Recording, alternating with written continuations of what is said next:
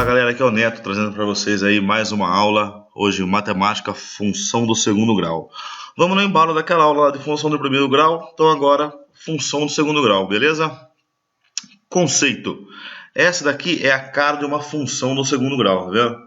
Ela é sempre assim, a vezes x ao quadrado mais b vezes x mais c igual a zero. De tal forma que a tem que ser diferente de zero, porque do mesmo jeito que na função do primeiro grau a variável x não pode estar zerada, na função do segundo grau a variável x quadrado não pode estar zerada. Porque se você zerar aqui, ó, vai sobrar uma função do primeiro grau, vai sobrar só o bx aqui mais c. Aí ela volta a uma função do primeiro grau. Então a tem que ser diferente de zero. E da mesma forma que eu falei na função do primeiro grau, não fica preso na variável x. Pode ser r ao quadrado mais br, tem que ser a mesma variável aqui, tá gente? Entre a e b tem que ser a mesma variável, não pode mudar. Mas a variável em si pode ser diferente, pode ser representado com outra letra, pode ser representado como um h também, por exemplo. A vezes h ao quadrado mais b ao quadrado mais c igual a zero. Também tem que tomar cuidado com isso daqui, ó. Não é porque nessa equação aqui ó, não está aparecendo o valor de a, não está aparecendo o valor de b e não está aparecendo o valor de c, que ela não é uma função do segundo grau. Se você olhar aqui, ó, se você trocar o a por 1, o b por 1 e o c por 0, ele vai continuar aparecendo aqui, ó. Porque uma aqui, ó, vezes x quadrado, continua sendo x quadrado. Mas 1 vezes x continua sendo x. Se eu somar zero aqui, ó, continua tendo a variável c, só que nesse caso aqui ela vai ser igual a zero. Então isso daqui também é uma função do segundo grau, tá galera? Para resolver a função do segundo grau, a gente cai na famosa fórmula de Bhaskara. Então tá aqui, função do segundo grau, ax quadrado mais bx mais c igual a zero. O que faz? Primeiro passo. Tem que calcular o delta. Delta é a letra grega e esse símbolozinho aqui, ó, esse triângulo aqui, ó. Isso aqui é o delta, viu, galera?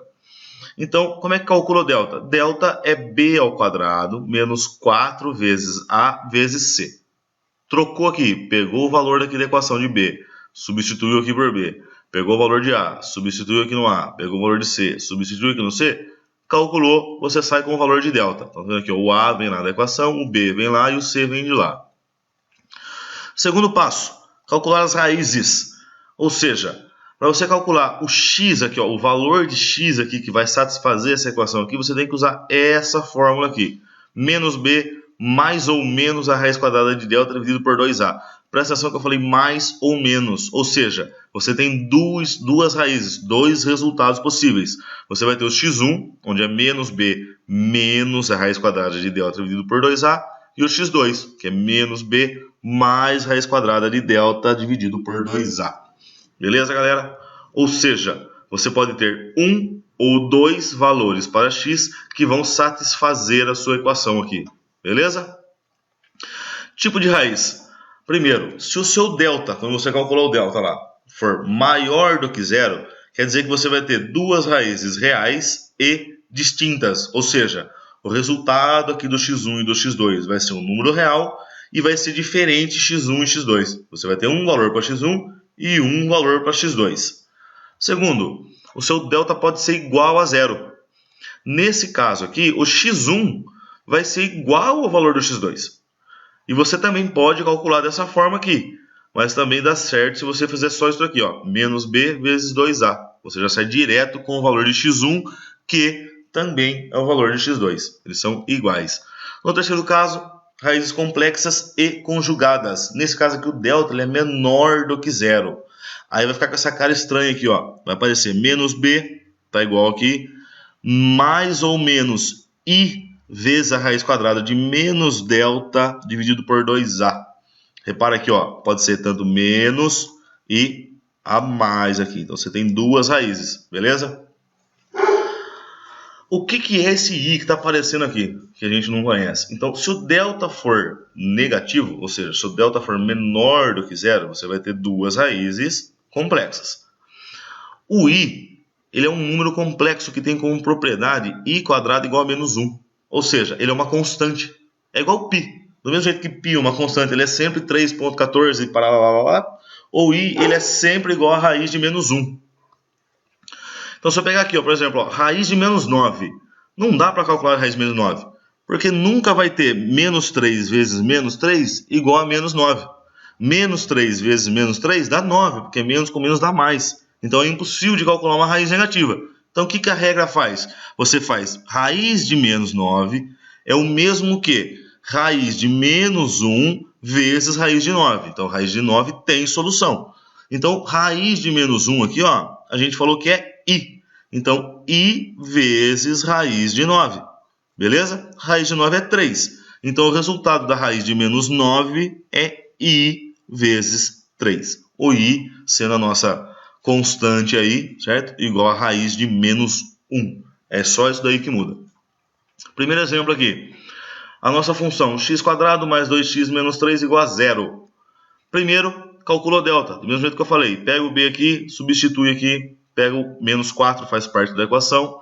O a vai substituir pelo valor do a. E o c vai substituir pelo valor do c. O que eu vou ter?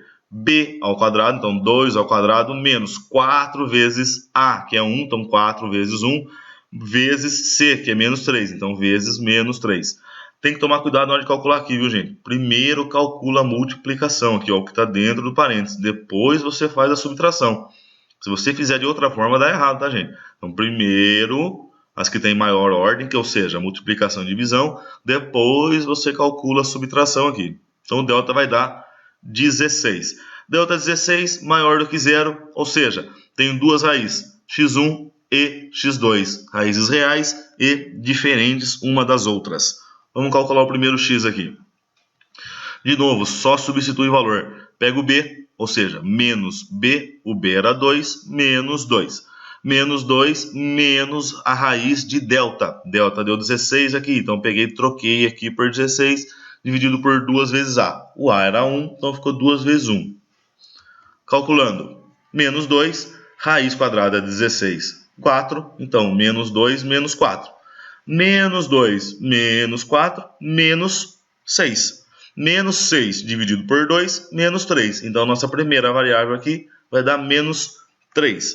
Faz a mesma coisa para calcular o x2. Só troca o sinal aqui, ó, por mais. Ó. O sinal aqui era menos, agora o sinal aqui é mais. Então, vai ficar menos 2, mais 4, 2. 2 dividido por 2, 1. Ou seja, menos 3 e 1 são soluções para a nossa equação.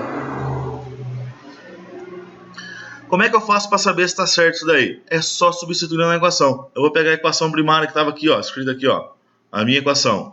x² mais 2x menos 3. Então, eu vou primeiro trocar por x1. Onde for x, vai entrar o valor de x1. Então, aqui era x, certo? Entrou menos 3. Então, menos 3 ao quadrado. Mais 2, que era o valor de b, vezes x. Menos 3 de novo.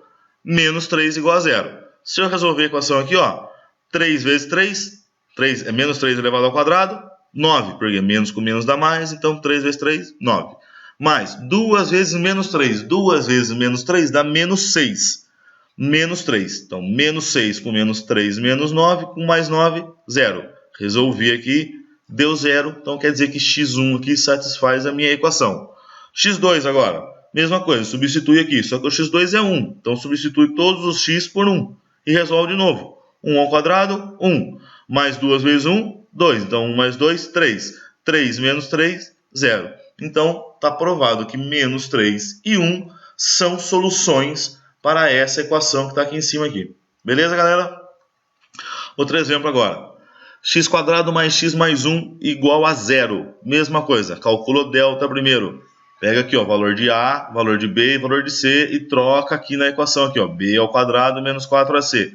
De novo, resolve primeiro o que está dentro aqui, ó. Resolve a multiplicação primeiro. Então, 4 vezes 1, 4. 4 vezes 1, 4. Então, é 4. 1 menos 4, menos 3. Então, o nosso delta agora ele deu negativo. Ou seja, ele é menor do que zero. Com isso, a gente vai ter duas raízes complexas. Vai entrar aquele i lá que eu falei para vocês lá. Beleza? Mas isso não vai mudar muita coisa não, tá? Vai resolver do mesmo jeito. Pega o valor de b aqui, substitui. Pega o valor de a, substitui. Pega o valor de delta, substitui. Mas presta atenção aqui, ó. É menos delta, certo? E aqui eu tinha menos 3. Regnei de sinal de novo. Menos com menos, mais 3. Beleza, galera? Então ficou x1 menos meio, menos i, que o i tem que aparecer aí, porque a gente sabe, a gente já falou que não pode ter raiz negativa, vezes a raiz de 3 sobre 2. Mesma coisa para calcular o x2. Aqui é para ser um 2, viu, gente? Ó. Aqui é um 2. e aqui é um 2. Então, calculou aqui o x2, a única diferença, trocou o sinal. No x1 o sinal era negativo, no x2 o sinal é positivo. Beleza? Então, do mesmo jeito que a gente resolveu o outro, menos meio menos i vezes raiz de 3 sobre 2 e menos meio mais i vezes raiz de 3 sobre 2 são soluções para a equação ali em cima ali. Beleza, galera? Agora, representação gráfica de uma função do segundo grau. Sempre que você for desenhar uma função do segundo grau, que você for fazer o gráfico dela, ele vai ser uma parábola. Beleza, galera? Então, ó, só que assistindo a aula da função 1 lá, vocês vão ver como é que eu fiz para montar o gráfico. Aqui você vai fazer a mesma coisa.